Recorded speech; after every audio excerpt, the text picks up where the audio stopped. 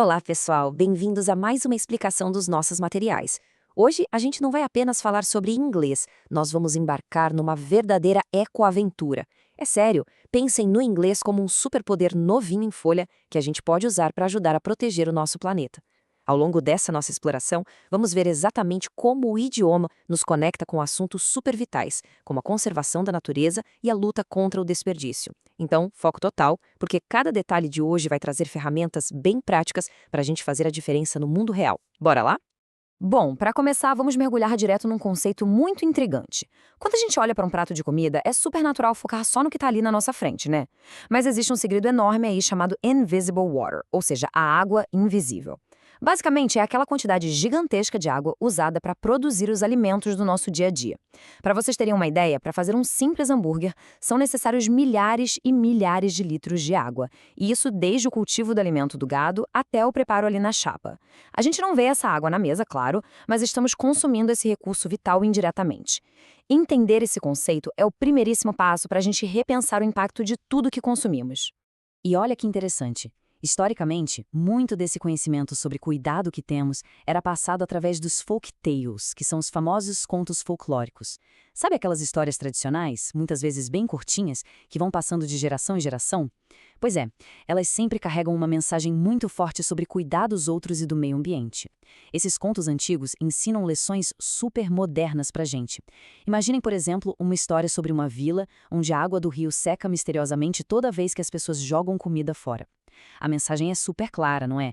Desperdiçar comida é, no fim das contas, jogar fora toda aquela água invisível junto. É a sabedoria do passado ensinando a gente a dar valor aos recursos naturais de hoje. Agora, segurem essa estatística que é de cair o queixo. No mundo todo, cerca de 1/3, sim, 1/3 de toda a comida produzida vai parar direto no lixo. É o que chamamos em inglês de food waste, o gigantesco e assustador desperdício de alimentos. E quando a gente junta esse número absurdo com aquela ideia da água invisível, o impacto fica 2 vezes pior. Pensem bem, jogar uma simples maçã no lixo não é só perder uma fruta, é literalmente jogar pelo ralo toda aquela água que foi usada para plantar, colher e transportar essa maçã. É uma verdadeira reação em cadeia que afeta todo o nosso ecossistema de um jeito bem silencioso, mas muito, muito profundo. Então, como a gente usa o inglês para falar sobre tudo isso? O vocabulário é a nossa primeira grande ferramenta. Vamos dividir os alimentos de um jeito bem prático aqui. Nós temos as fruits, tipo apple e banana, temos os vegetables, como carrot e tomato, e claro, os drinks, cobrindo water e juice. Mas além desse básico que a gente já conhece, é muito legal lembrar que a comida carrega toda uma identidade cultural. Existem food traditions super ricas espalhadas por aí. O açaí, por exemplo, é um ícone no Brasil, a pizza na Itália, o sushi no Japão e os tacos no México. Dominar essas palavras permite que a gente consiga debater sobre dietas e costumes com qualquer pessoa de fora, enriquecendo muito a nossa conversa sobre o consumo consciente. E já que estamos falando do planeta, vamos ver como usar essas palavras poderosas para falar da nossa fauna. Em inglês, é muito importante a gente conseguir distinguir as categorias dos animais. De um lado, nós temos os pets, que são aqueles nossos animais de estimação que ficam com a gente em casa, sabe? Dog, cat, fish, bird. Do outro lado, temos os wild animals, os animais selvagens que vivem soltos na natureza, como o tiger, o elephant e a sea turtle. E aqui entram palavras fortíssimas que precisamos dominar. Habitat e endangered, que significa ameaçado de extinção. Infelizmente, tigres e tartarugas marinhas estão perdendo os lares deles e sofrendo com a poluição, o que faz com que a conservation, a conservação ambiental, seja uma missão urgente e super coletiva da nossa parte. E falando nisso, para quantificar as coisas no mundo físico e explicar os problemas, a gramática do inglês divide os substantivos em 2 grandes famílias, os count nouns e os non-count nouns, ou seja, contáveis e incontáveis. Os contáveis, como cookies ou sandwiches, são super simples de entender porque eles têm singular e plural bem definidos. A gente pode simplesmente apontar e contar 1, 2, 3 biscoitos. Mas os incontáveis, como water, juice ou cereal, não dão para ser contados assim, um a um. Para eles, a gente usa a forma singular dizendo algo como I want some water. Claro, a gente consegue contar a embalagem pedindo 2 boxes of cereal ou a cup of water, mas a substância em si, o líquido ou os grãos miúdos, permanece incontável pela própria natureza dela. Certo, mas aí vem a dúvida. Como a gente indica as quantidades se a regra muda desse jeito? É exatamente para isso que servem os quantifiers, os nossos quantificadores. Funciona assim. Para os itens que a gente consegue contar, usamos many para muitos e few para poucos. Por exemplo, many pencils. Agora, para os itens incontáveis, a chave muda. A gente passa a usar much para grandes volumes e little para pequenas quantidades, como em little water. Mas olha que maravilha, o inglês nos dá uma colher de chá aqui. Existem expressões coringas super versáteis, tipo a lot ou lots of, que funcionam perfeitamente para os dois casos.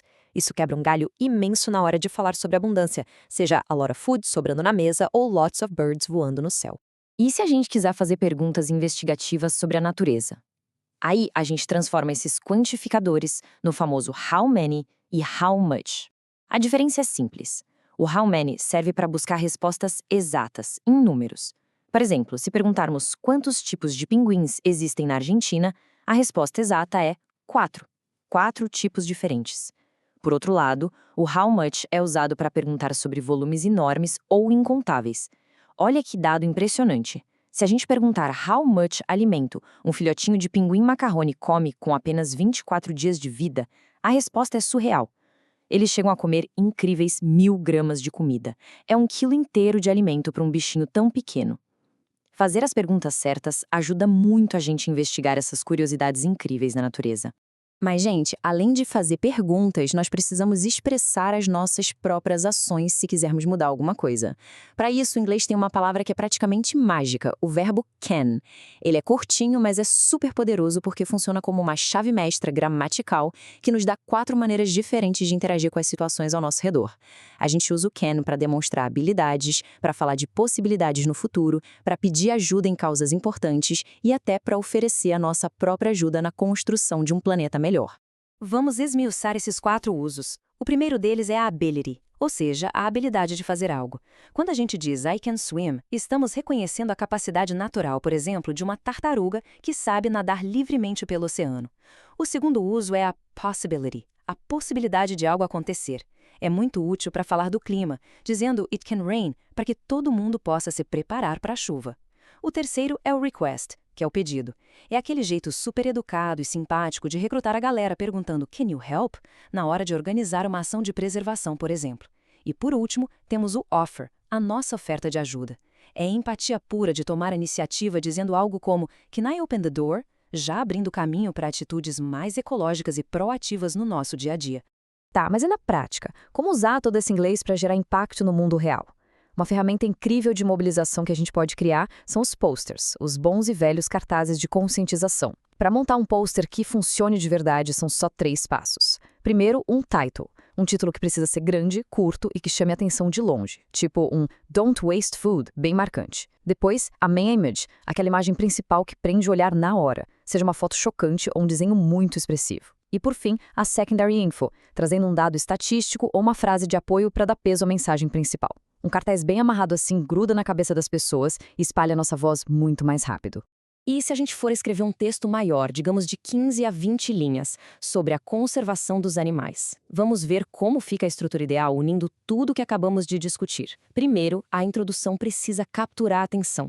A gente começa destacando que os animais são criaturas incríveis, mas que estão em perigo. Logo no desenvolvimento, a gente apresenta o problema de forma bem direta. Mostramos que as tartarugas marinhas estão se machucando com os plásticos e que as onças estão perdendo as casas delas para o desmatamento. Em seguida, a gente já engata na solução usando aquele nosso verbo can.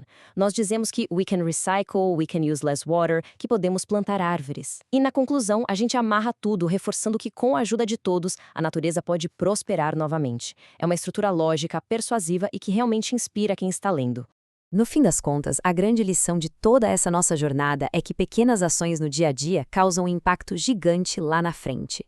Reciclar o lixo em casa, fechar a torneira para não desperdiçar aquela água invisível, plantar árvores e proteger os habitats são as atitudes que precisamos tomar. E aprender inglês, pessoal, não é só sobre decorar listas e regrinhas gramaticais. É literalmente ganhar um megafone global. O idioma dá pra gente a voz necessária para espalhar essa conscientização mundo afora, defendendo ativamente as nossas florestas e oceanos, garantindo um futuro muito mais verde e vivo para todo mundo. Para finalizar a nossa exploração de hoje, nós queremos deixar uma reflexão para todo mundo pensar a respeito. A gente viu muita coisa bacana aqui, desde a sabedoria lá dos contos folclóricos antigos, até o choque de realidade do desperdício de comida e da água invisível. E vimos como traduzir tudo isso para o inglês usando os contáveis, incontáveis e os verbos de ação. A gente acabou de colocar um verdadeiro superpoder no nosso cinto de utilidades. A grande pergunta agora é: como a nossa turma vai usar essa nova habilidade para proteger o mundo incrível que nos cerca? Qual será a nossa primeira ação prática com todo esse conhecimento? Nossa ecoaventura não termina aqui, ela só está começando. Um grande abraço e até a próxima exploração!